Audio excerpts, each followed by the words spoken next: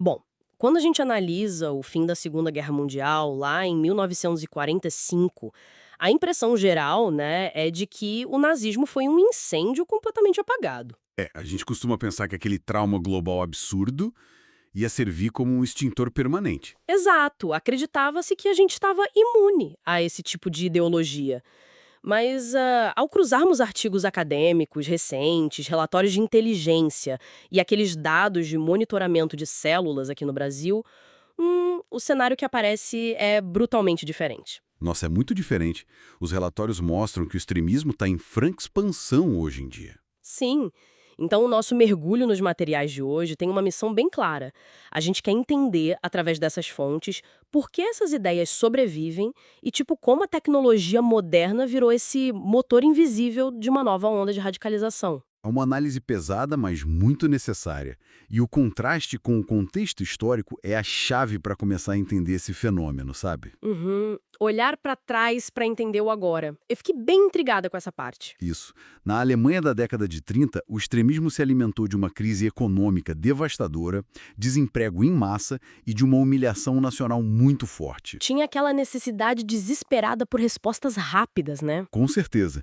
E esse desespero invariavelmente leva a sociedade a criar bodes expiatórios. É aquela tática clássica e letal de dividir o mundo entre os verdadeiros cidadãos e os inimigos da nação. Mas olha, o que eu achei mais fascinante nas fontes é que a doença base, que é o medo humano, continua a mesma, mas o vetor de contágio mudou muito. É tipo um vírus que sofreu mutação. Uma mutação extremamente perigosa, diga-se de passagem. Sim, porque no passado o Estado precisava controlar o rádio, os jornais, era uma propaganda vertical super estrondosa. Era um incêndio florestal que precisava de um colapso econômico gigantesco para gerar a primeira faísca. Perfeito. E hoje o extremismo atua, bom, como o monóxido de carbono.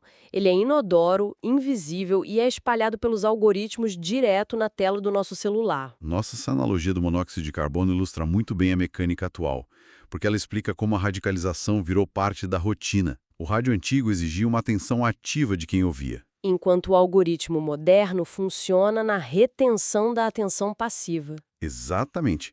E o que prende a nossa atenção de forma mais eficaz? Indignação e medo. O código dessas plataformas não tem uma ideologia inerente.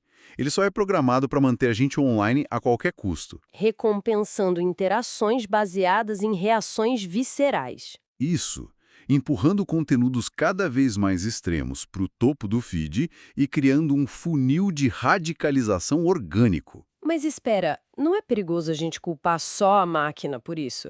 Porque o algoritmo não cria o conteúdo extremista ou neonazista do zero, certo? Certo, ele apenas entrega o que as pessoas já estão dispostas a consumir ou a clicar. Eu fico muito preocupado com o quanto as pessoas ignoram essa parte. Então, se a culpa não é puramente da tecnologia, como essa infecção acontece no dia a dia sem que as pessoas percebam que estão consumindo propaganda radical? O grande disfarce é o humor. A radicalização moderna quase nunca começa com manifestos violentos ou discurso de ódio aberto. Ela entra, tipo, pelos memes, né? Ironia, páginas de piadas provocativas. Exato. Um meme extremista é compartilhado como uma brincadeira pesada. E aí, aos poucos, a barra do que é moralmente aceitável vai sendo movida, O absurdo é normalizado sob a desculpa de que é só uma piada. o que burla totalmente as defesas críticas de quem consome. E isso levanta uma dúvida central baseada nos materiais que a gente está analisando. Se essas ideias chegam a ser tão destrutivas quando vistas a frio, por que acabam convencendo tantas pessoas? Reduzir tudo a uma simples desinformação espalhada pela internet parece superficial demais. É muito superficial. Os dados apontam para uma raiz psicológica muito mais profunda, que é a carência emocional.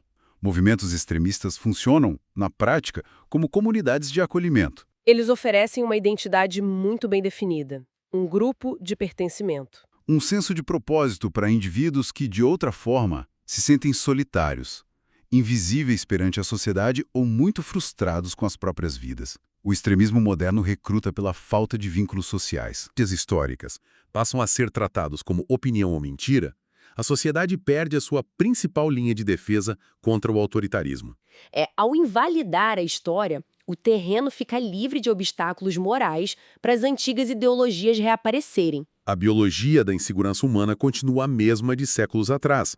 O cérebro ainda reage ao medo, à frustração e à necessidade de pertencer a uma tribo da mesmíssima maneira. O que a tecnologia fez foi apenas mapear essa vulnerabilidade. Exato. Mapear e otimizar a entrega da solução extrema para quem está mais suscetível a ela naquele momento. Exatamente esses pontos. Estudar a história e o surgimento do extremismo não é sobre decorar datas. É sobre treinar a capacidade de reconhecer padrões de comportamento humano antes que eles virem tragédias, em larga escala. O formato mudou, ficou digital, mas o alvo continua sendo o mesmo núcleo humano de sempre. Compreender que o radicalismo atual floresce na solidão e se esconde atrás de uma tela é o primeiro passo para conseguir quebrar esse ciclo. Quebrar antes que a fumaça tome conta da sala toda. E, para fechar, eu queria deixar uma provocação final no ar para quem acompanha a gente. Pode falar. Se o extremismo moderno se alimenta tão vorazmente da solidão e da carência emocional para recrutar novos membros, até que ponto a nossa era de superexposição nas redes sociais, que mapeia em tempo real cada uma das nossas fraquezas e inseguranças, nos transformou na presa mais fácil e rastreável de toda a história?